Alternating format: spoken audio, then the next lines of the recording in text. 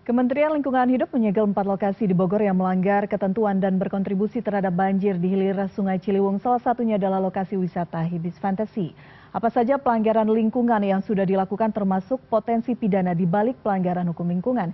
Kita akan berbincang dengan Menteri Lingkungan Hidup Hanif Faisal Nurrofiq. Pak Hanif, selamat sore. Selamat sore, Bu. Pak Hanif, setidaknya ada 4 lokasi yang sudah disegel. Ada Hibis Fantasy, pabrik teh Ciliwung di Telaga Saat, bangunan PTPN 1 Regional 2, Agrowisata Gunung Mas, dan juga Eiger Adventureland. Apa saja sebenarnya Pak pelanggaran lingkungan yang telah dilakukan?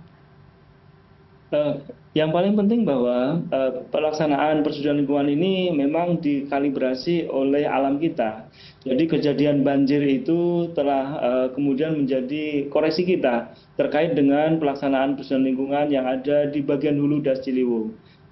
Dari kegiatan itu, Bu, bahwa ini mencerminkan bahwa pelaksanaan tata lingkungan di sana tidak memadai dengan kondisi alamnya, sehingga kita perlu lakukan review dan verifikasi lapangan. Dari hasil verifikasi lapangan terdapat beberapa administrasi yang tidak dipenuhi, yang kemudian dengan langkah ini maka kami melakukan tindakan pemasangan plang penyegelan di dalam pengawasan. Artinya kami melakukan pengawasan yang serius terkait dengan kondisi ini. Jadi kami saat ini sedang dan telah melakukan penyegelan pada 4 tenan dari 33. 33 ini insya Allah kami akan selesaikan dalam waktu kurang dari 10 hari.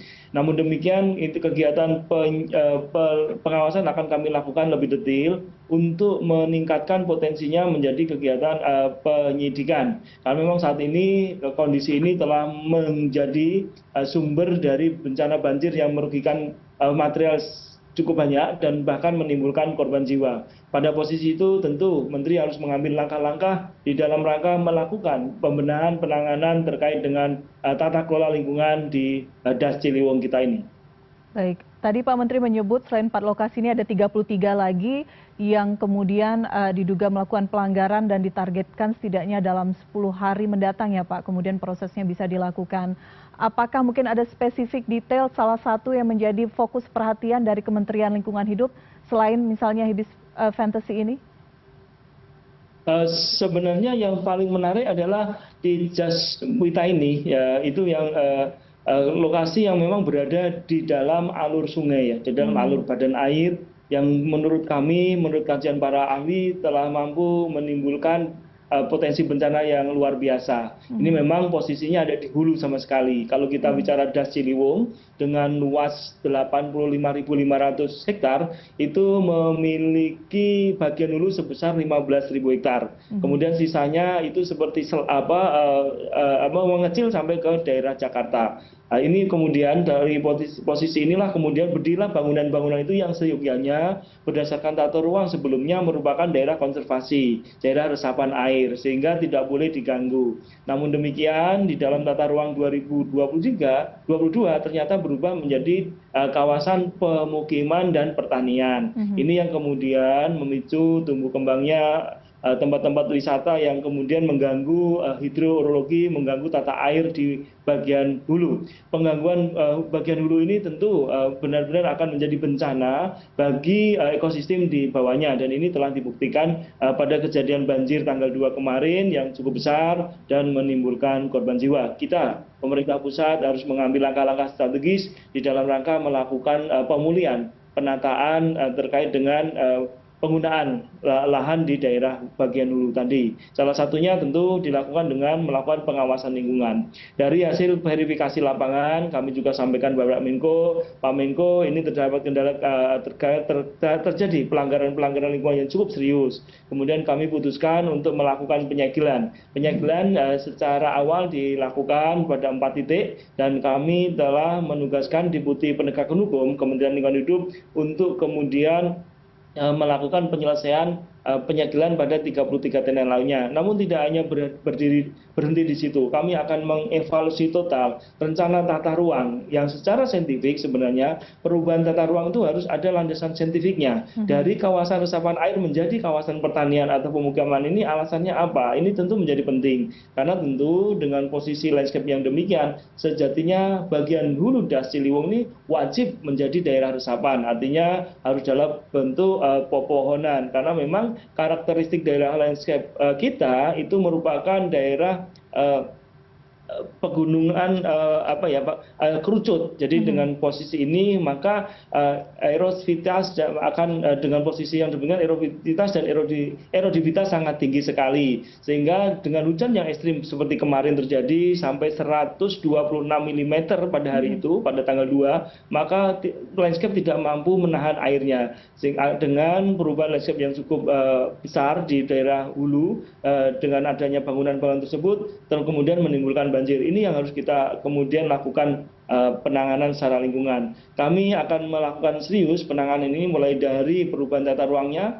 kemudian penertiban dari bangunan-bangunan yang sejumlahnya tidak dibolehkan ada di sana, karena memang daerah itu daerah yang sifatnya sebagai resapan air. Ini penting sekali untuk menjaga ekosistem di bawahnya. Kita tahu bahwa di bawahnya dari Sungai Ciliwung ini ada 31 juta orang yang hidup mulai dari Kabupaten Bogor, Kota Bogor, kemudian Depok, dan pada 5 kota di Jakarta, sehingga keberadaan Ciliwung ini menjadi sangat penting. Mempertahankan posisi ini menjadi penting. Selain kami akan menertibkan bangunan-bangunan tersebut, kami juga akan meminta dilakukan pemulihan lokasi pada daerah hulunya. Jadi daerah hulu yang dulunya 15.000 itu merupakan areal tempat perlindungan ekosistem, tempat penyerapan air, ternyata di tahun 2022 telah dirubah 8.000 hektar menjadi pemukiman dan pertanian, sehingga ini yang kemudian memicu potensi banjir yang cukup besar. Ini kejadian sudah bertahun-tahun. Kita wajib memperbaiki ini. Alam telah melakukan kalibrasi, telah menyatakan kepada kita bahwa apa yang kita lakukan salah. Kita wajib membenahi ini,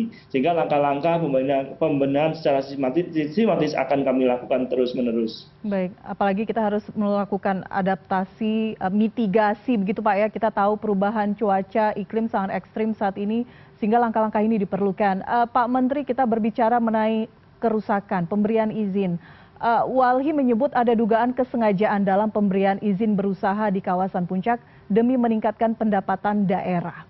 Untuk izin berusaha ini kan untuk izin lingkungannya juga perlu diurus begitu ya Pak Menteri ya.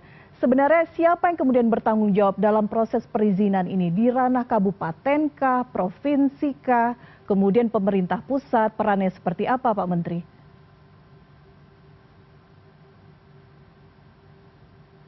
Kurang dengar. Pak Menteri?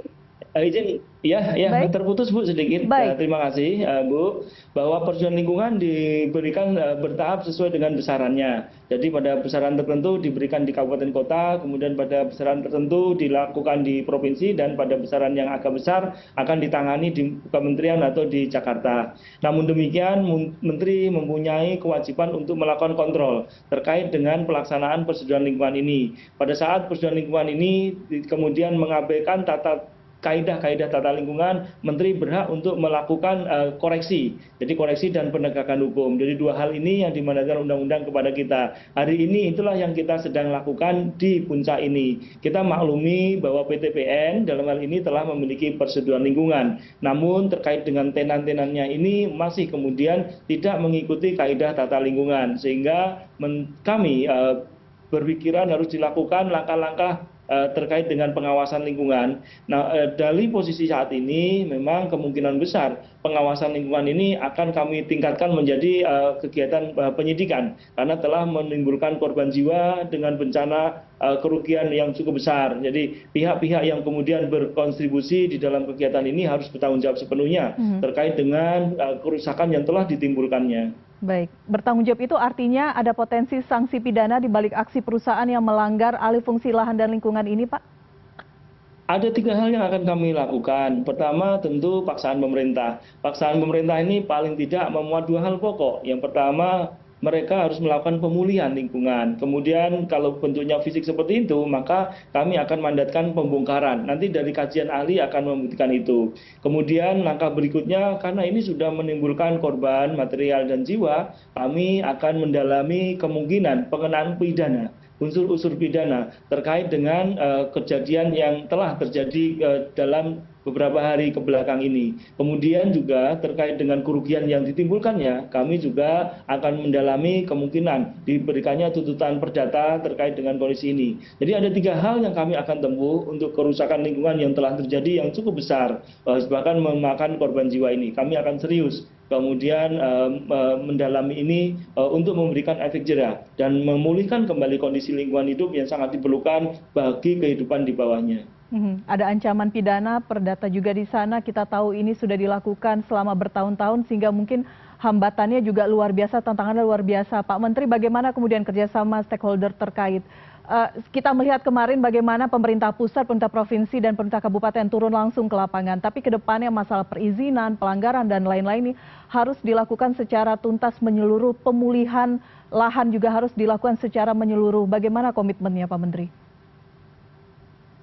Tentu kita komitmen ini tidak boleh main-main, Bu. Bahwa telah terjadi bencana yang demikian besar, yang kemudian memakan korban jiwa.